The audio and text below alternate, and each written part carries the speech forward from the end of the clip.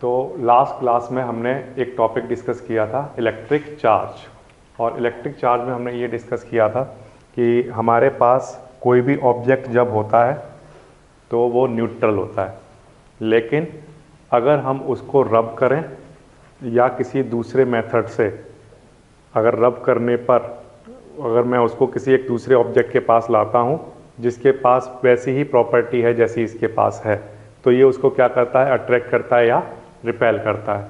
तो हमने क्या कहा कि रब करने से पहले और रब करने के बाद कुछ इसमें चेंज आ गया है।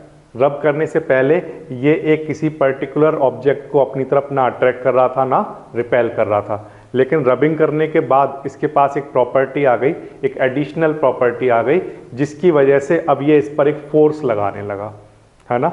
और वो फोर्स कौन सा फोर्स कहलाएगा? Electric force.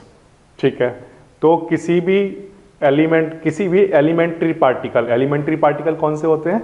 Like electron, proton, है ना, न्यूट्रॉन भी होता है। तो इसमें एलिमेंट्री पार्टिकल में से इलेक्ट्रॉन और प्रोटॉन की बात हो रही है। तो इलेक्ट्रॉन और प्रोटॉन के ऊपर एक प्रॉपर्टी आ जाती है जिसकी वजह से क्या करने लगते हैं, वो दूसरे इलेक्ट्रॉन या प्रोटॉन को क्या करने लगते हैं, फोर्स लगाने लगते हैं, उनको अट्रैक्ट करने लगते हैं या रिपेल करने लगते हैं। ये बात आई समझ में? ठीक है, तो यही हमने इसकी डेफिनेशन सबसे पहले नोट की। तो पहली डेफिनेशन जो क्लास 10th में हम लिखेंगे वो ये है, what is an electric charge. अगर कोई आपसे पूछता है what is an electric charge, तो आपका आंसर होगा an electric charge is a fundamental property of सब एटॉमिक पार्टिकल। कौन कौन से पार्टिकल की बात कर रहा हूँ मैं यहाँ पर? इलेक्ट्रॉन की एंड प्रोटॉन की।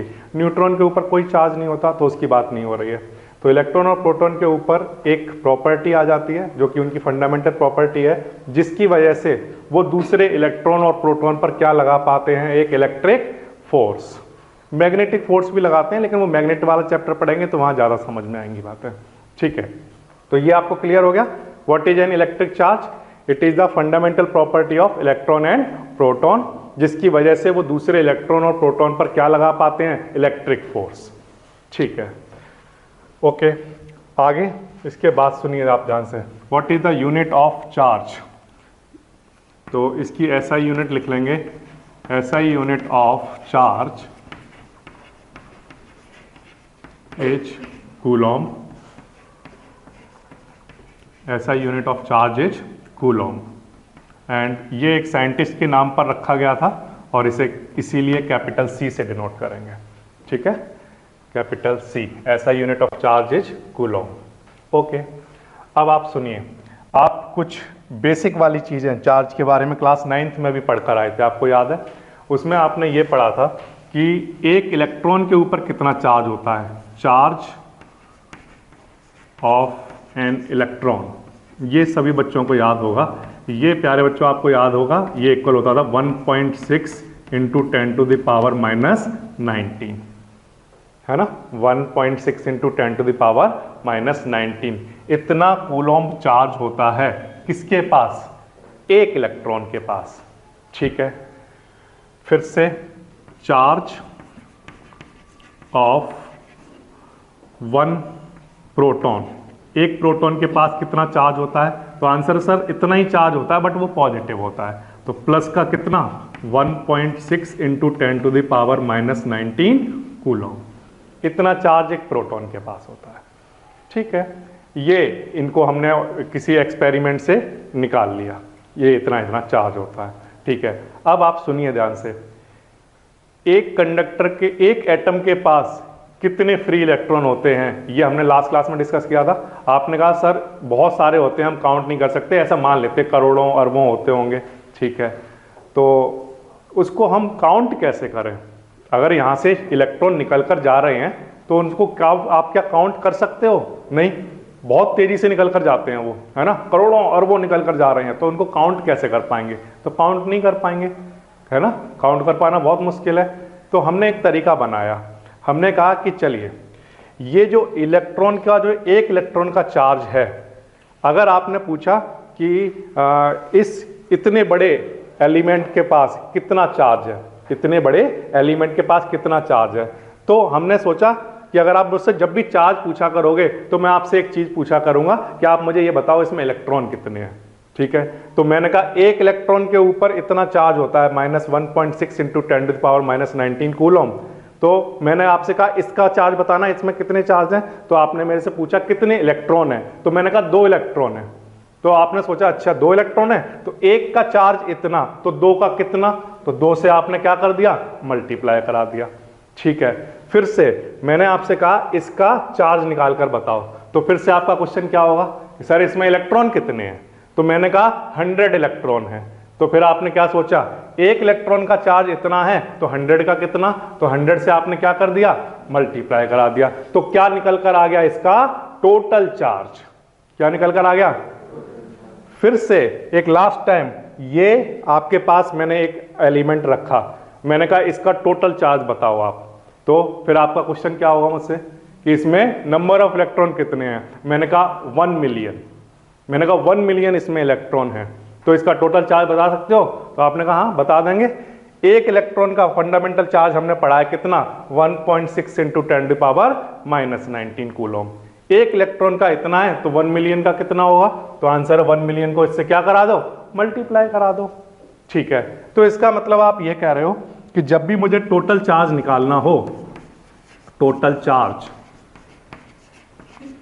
तो वो किसके इक्वल होता होगा, तो आंसर है कि नंबर ऑफ जितने भी इलेक्ट्रॉन हैं, नंबर ऑफ पार्टिकल, या इलेक्ट्रॉन नहीं लिख रहा हूं मैं, पार्टिकल लिख रहा हूं, वो पार्टिकल इलेक्ट्रॉन प्रोटॉन कुछ भी हो सकते हैं, उनका मल्टीप्लाई किससे, तो आंसर है उसके फंडामेंटल चार्ज से, है ना, उसके फंडामेंटल चार्ज से मल्टीप्लाई करा देना है। तो फंडामेंटल चार्ज को मैंने ई से डिनोट कर दिया ऐसे, ठीक है ये, या मैं कहूं कि नंबर ऑफ पार्टिकल को मैंने एन से डिनोट कर दिया और एक पार्टिकल का चार्ज मैंने ई माना, ई मान लो या क्यू मान लो, जो आप चाहते हो वो मान सकते हो। चलिए यहां पर ई लिख लेते हैं ऐसा, और टोटल चार्ज को आपने डिनोट कर दिया किससे, कैपिटल क्यू से ऐसे ये। So this is the formula for total charge.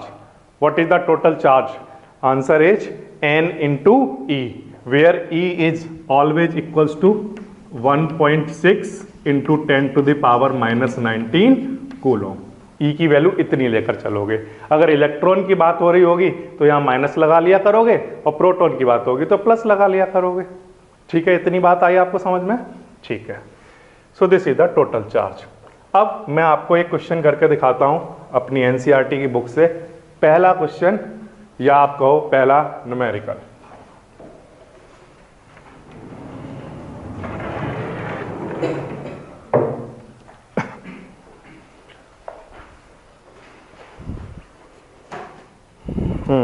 ध्यान दीजिए, पेज नंबर है 200, ये नोट करेंगे अपनी नोटबुक में, पेज नंबर 200।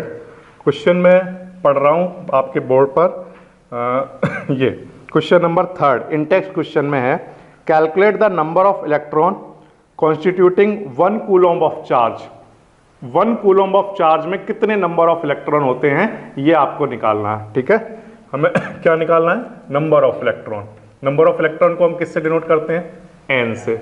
ठीक है, और चार्ज हमें कितना गिवन है, टोटल चार्ज हमें कितना गिवन है, 1 कूलम। ठीक है, और हमें नंबर ऑफ इलेक्ट्रॉन निकालने हैं। ठीक है, बिल्कुल आसान है। कैसे निकालना है सर, देखिए आपने मुझे क्या बताया कि अगर मुझे कभी भी टोटल चार्ज निकालना हो तो मैं क्या फॉर्मूला यूज कर लूं, नंबर ऑफ इलेक्ट्रॉन का मल्टीप्लाई किससे, उसके फंडामेंटल चार्ज से। ठीक है, अब आपने मुझे क्वेश्चन में क्या क्या दे दिया, आपने मुझे टोटल चार्ज दे दिया कितना, 1 कूलम, और नंबर ऑफ इलेक्ट्रॉन निकालने के लिए बोला। तो मैं तो एक फॉर्मूला जानता हूं जो आपने मुझे सिखाया, वो है NE, Q इक्वल्स टू क्या, NE। ओके, Q की वैल्यू कितनी है, 1 कूलम, टोटल चार्ज कितना है, 1 कूलम, इक्वल्स टू N निकालना है, और E की वैल्यू आपने बताई है कि ये तो फिक्स रहती है, कितनी, 1.6 इंटू 10⁻⁻19, इतना। ठीक है, बिल्कुल आसान है। अब इसके बाद 1 ऐसे ही, ठीक है, ये इधर मल्टीप्लाई में है तो डिवाइड में आ जाएगा, तो 1.6 इंटू 10⁻⁻19 ऐसा। ओके, इसको मुझे सॉल्व करना है। ठीक है, तो यहाँ से इसको जब मैं सॉल्व करूँगा तो यहाँ से पॉइंट हटाऊंगा तो ऊपर क्या आएगा बताओ, 10। यहाँ से 10⁻19 ऊपर ले जा सकता हूँ। ठीक है, तो देखिए मैं लेकर जाता हूँ, तो एक तो 10 तो ऊपर पहले से चल रहा है, और ये 10 को -19 ऊपर गया तो कैसा हो जाएगा प्लस का 19, ठीक है। और अपॉन में क्या चल रहा है 16, ठीक है प्यारे बच्चों। अब मैं क्या कर रहा हूँ, ध्यान से सुनना, ये वाला जो 10 है ना ये अभी छोटा है 16 से, मैं चाहता हूँ कुछ ऐसा बन जाए कि ये 16 से बड़ा नंबर आ जाए यहाँ पर, तो उसके लिए मैंने एक जीरो बाहर निकाल लिया, निकाल सकता हूँ, ठीक है। तो देखो 10 तो ये लिखा ही हुआ है, एक जीरो इसमें से खींच लो बाहर, तो यहाँ कितने रह जाएंगे 10 की पावर 18। ये बात आई सबको समझ में, एक यहाँ पर से जीरो खींच लिया बाहर, तो यहाँ पर 18 रह गए। और अब अपॉन में क्या चल रहा है बच्चों 16, ठीक है। और इक्वल्स टू में क्या n, इस 16 से मैंने इसको डिवाइड कराया तो ये आया 6.25 इनटू, और यहां पर मैं इसको अगर साइंटिफिक नोटेशन में लिखूंगा तो यहां से पॉइंट हटाकर मुझे कितने जीरो लगाने पड़ेंगे, 625 लिखूंगा और उसके बाद कितना 16, है ना, इतने जीरो लगाने पड़ेंगे। यहां से पॉइंट हटाओगे तो नीचे 2 जीरो आ जाएंगे, उन 2 जीरो से ये तो कैंसिल हो जाएंगे, तो 625 के बाद 16 जीरो लिखने पड़ेंगे, उनको तो आपको पढ़ना भी नहीं आता होगा, है ना, समझ में आ रही है बात। तो इसका मतलब इतनी छोटी सी चीज में क्या होता है, बहुत नंबर ऑफ इलेक्ट्रॉन होते हैं, एक छोटे से कूलम ऑफ चार्ज में बहुत नंबर ऑफ इलेक्ट्रॉन होते हैं, ठीक है। तो अगर आपसे कोई पूछता है 1 कूलम ऑफ चार्ज क्या होता है, तो आप क्या आंसर दोगे, तो आंसर है when 6.25 into 10 to the power 18 electron pass through a conductor, then charge is equals to 1 coulomb। ये 1 कूलम ऑफ चार्ज होता है, ठीक है। तो सबसे पहले चीज जो आपने लास्ट क्लास में डिस्कस की थी वो थी इलेक्ट्रिक चार्ज, वो आपने पढ़ लिया। What is the fundamental property of what is electric charge, it is equals to या it is defined as the fundamental property of electron और proton which give rise to electric force, ठीक है। And what is the formula for total charge, Q is equals to NE, ठीक है। And what is the number of electron in 1 coulomb of charge, answer is 6.25 into 10 to the power 18।